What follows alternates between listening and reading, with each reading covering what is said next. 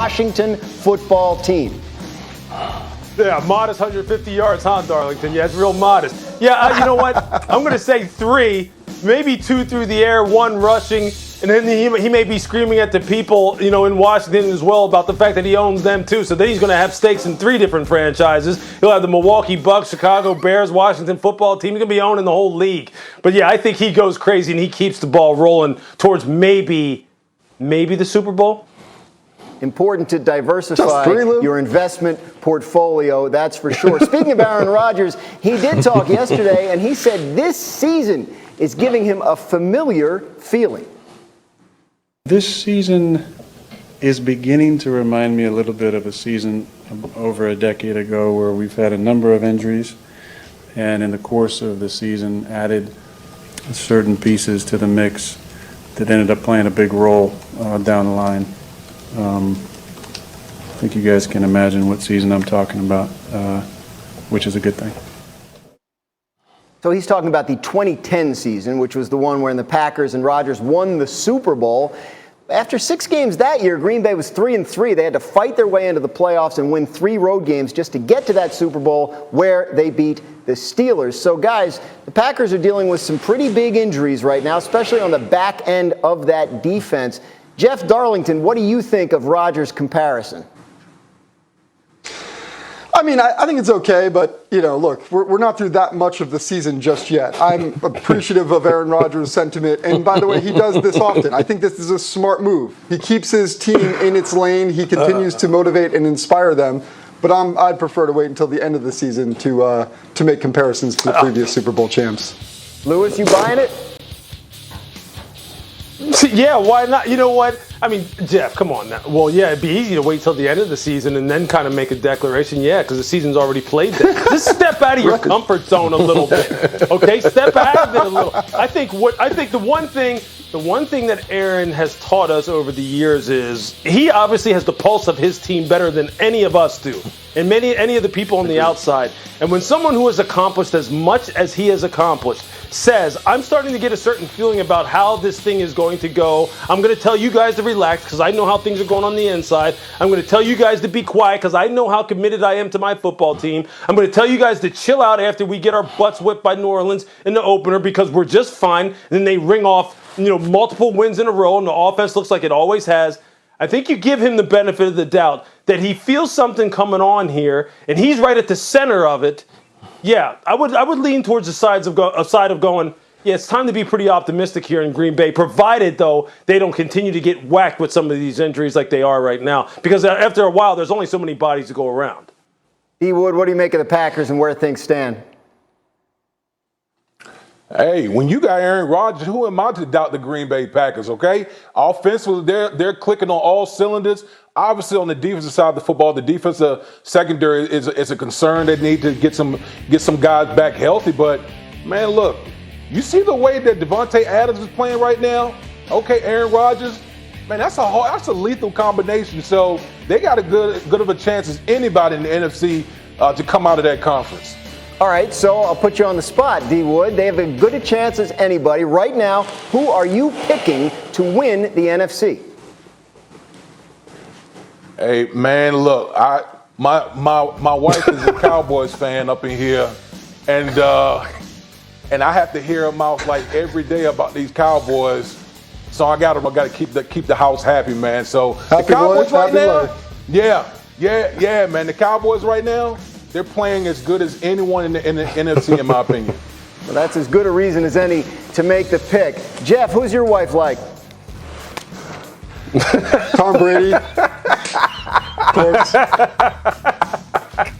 Look, and so do I. Look, to beat the team, you got to beat the team, man. And look, the Bucs are still the team to beat. Okay, this is gonna be a tough one against the Bears this weekend. But man, who am I to sit here and say that anybody's in a better position to win than my wife's beloved Tom Brady and the Tampa Bay Bucs? Never a good idea to bet against Tom Brady. Lewis, NFC champions, who are you picking? Yeah, right now I'm going with the Arizona Cardinals. And not just because they're playing hot, but I'll tell you this, when we went down there in the preseason to talk to these guys, There was a very specific reason why General Manager Steve Keim said he brought in guys like A.J. Green and like J.J. Watt. And it was because in moments like this, where they started having a lot of prosperity, he needed some guys who were locker room regulators to keep this thing moving down the track and not get complacent, not start reading the headlines, not start watching Get Up and listen to me pick them as the favorites to go to the Super Bowl, but to keep them on the straight and narrow, and so they would remain focused. I think already early on in this season, there's been more talk about the Arizona Cardinals this year than there's been in years. And this is when JJ and AJ Green and the rest of the leadership council down there needs to step up, because this team's got it going on and they've got as good a shot as any. 6-0, and they got a game against the Texans this week, so 7-0 is in their sights. I think it's fair to say. I'm going with the Packers. I'm going with Aaron Rodgers. I'm buying in. I think Aaron Rodgers, this is the year he's doing this last dance thing, and I think that's gonna matter in the end. I don't know how healthy they're going to get on the back end of that defense, but it'll be healthier than it is now, and by the end of the year, and they're off to a 5-1 start. So give me the Packers right now. Look at that, 4 different picks. None of us know. Nobody has any idea what's going on in the NFC, except that it is loaded at the top. Let's talk a little more basketball. We got Sixers and Pelicans. Sixers are playing without Ben Simmons, as you may have heard. He's suspended, but they did have Joel Embiid. First quarter, Joel Embiid steps into the three-pointer on the wing and knocks it down. Doris Burke. This guy relishes the idea that at 7 foot, 280 pounds. Watson could be traded by the end of this week, possibly into next week with the Miami Dolphins. I think this is just a continuation of talks and discussions that we've heard about dating back to this summer. How many times have we heard it's close? How many times have we heard it could happen? It hasn't happened. It still could happen. And the real difference now is that the NFL trade deadline is 12 days away, Tuesday, November 2nd. So as that day draws closer and closer, naturally, you're going to hear more and more discussion about Deshaun Watson. The Dolphins denied the talk yesterday. Obviously, there's something going on out there, so we'll continue to monitor the Deshaun Watson situation as he continues to face allegations from 22 civil lawsuits regarding sexual harassment and inappropriate behavior, Dan.